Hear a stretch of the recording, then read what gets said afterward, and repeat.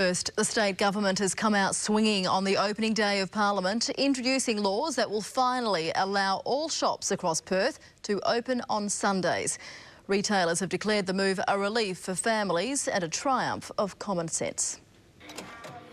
If the government's plan falls into place, by August, all shops across the metropolitan area will be able to open their doors on Sundays. And I know there'll be a great sense of relief across Perth that people will finally have the right to go shopping on a Sunday. The new laws will abolish special trading precincts, giving open slather to retailers from 11 a.m. to 5 p.m. But the government concedes there's still no timetable to iron out anomalies left in the laws. They include shops like Bunnings being able to open from 7 a.m, while competitors are restricted to 11 a.m. because they sell white goods. I predict that the anomalies, as you call them, in the retail trading hours regime will continue to have to be worked on. Governments will have to continue to bring them up to the 21st century. The Chamber of Commerce and Industry says there's still confusion among businesses about who can sell what when. I think that this is an important step forward. I'm not quite prepared to say we're fully into the 21st century, but my goodness, we're a lot further than we were last week. The opposition is claiming credit for the government pushing its deregulation agenda through. The Premier has obviously changed his view.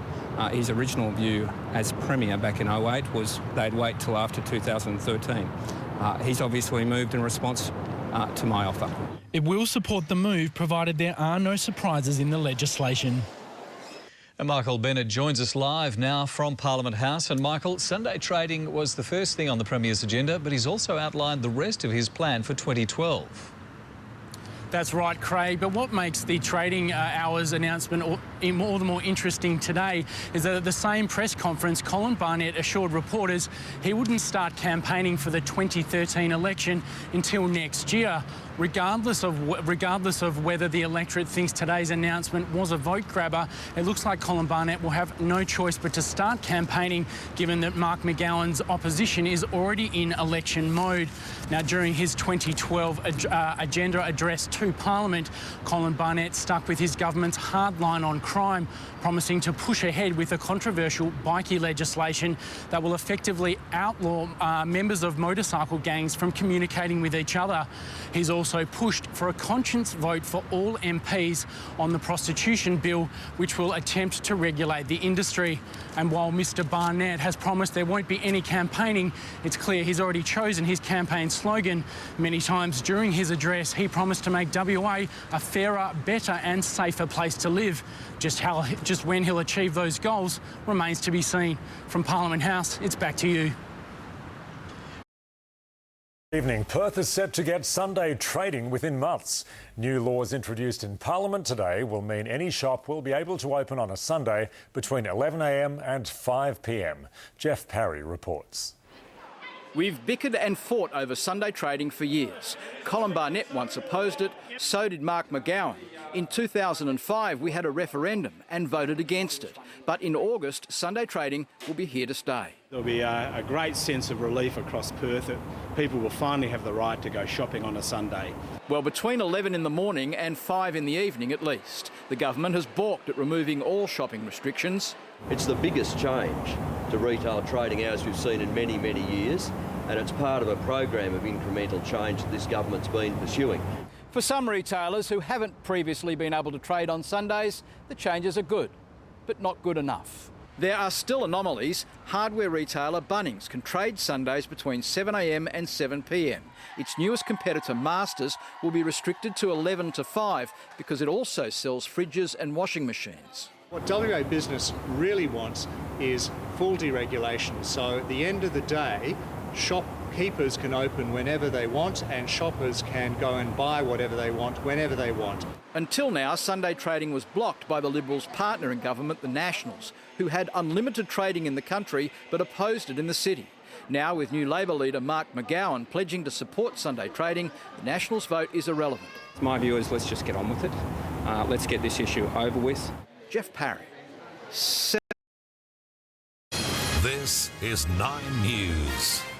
Good evening. Sunday trading will be a reality across Perth in 6 months. New laws went before State Parliament today. State political reporter Josh Yerger is with the Premier. And Josh, this has been a long time coming. Good evening, Louise. It has. Premier, it is true you will not be able to get these reforms through without the support of Labor. So how much credit can the opposition claim? Well, I would say none. The Labor Party have blocked Sunday shopping for the last 2 years. It's been Liberal Party policy to let people in Perth shop on a Sunday. However, I'm pleased the Labor Party has changed its mind. Therefore, we can have shopping on Sunday, 11 a.m. to 5 p.m. across the metropolitan area, what the people of Perth want. And Premier, there's still going to be some confusion. Some shops allowed to open at 7 a.m, some at 11 a.m. Why not end the confusion and bring in deregulation? Well, this is a major step to allow Sunday trading. It's the same as what has happened in the trading precincts. I think it satisfies family issues, the interests of workers, church groups, Sunday morning sport. So this is the policy the Liberal Party has had for over 12 months. Labor's now dropped their opposition so we can get it in place, and it will start in August of this year. Premier. Sunday trading across the Perth metropolitan area looks set to happen by August, with the government introducing legislation for it on the first day of Parliament. The opposition has indicated it will support the bill, which will allow shops to open from 11 a.m. until 5 p.m.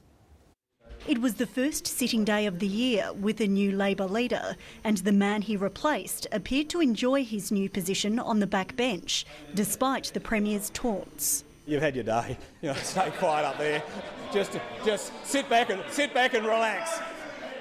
The government moved quickly to introduce legislation to allow general Sunday trading in Perth. It's 11 a.m. to 5 p.m, the most simple change that can be made. It's a result of a lot of discussion over the last 2 years. It came after the opposition leader Mark McGowan pledged to back Sunday trading when he took over the job. Mr McGowan is still seeking legal advice on whether it's possible to ensure employees can't be forced to work on Sundays, but says it's not a condition of his support. It would have been better had the Premier accepted my offer to sit down and discuss all of these issues so that we could have had a genuine bipartisan way of going forward. My view is, let's just get on with it. WA's peak business lobby has welcomed the changes, but says some anomalies haven't been addressed, allowing different types of stores to open at different times. I think that this is an important step forward. I'm not quite prepared to say we're fully into the 21st century, but by goodness, we're a lot further than we were last week. That's the significant change for now. Other changes that may come with the evolution of retail trading hours is something for another day. The government hopes the legislation will pass quickly, with the changes coming into effect by August. State political reporter Alicia O'Flaherty joins me now. And Alicia, Colin Barnett has long wanted to bring in Sunday trading. How much of a political victory is this? James, it was pretty clear today that the government wanted to move quickly to introduce this legislation to ensure that it stamped its mark on it and that it was the one that could claim credit for it. It's essentially the policy that the Liberals were planning to take to the next election.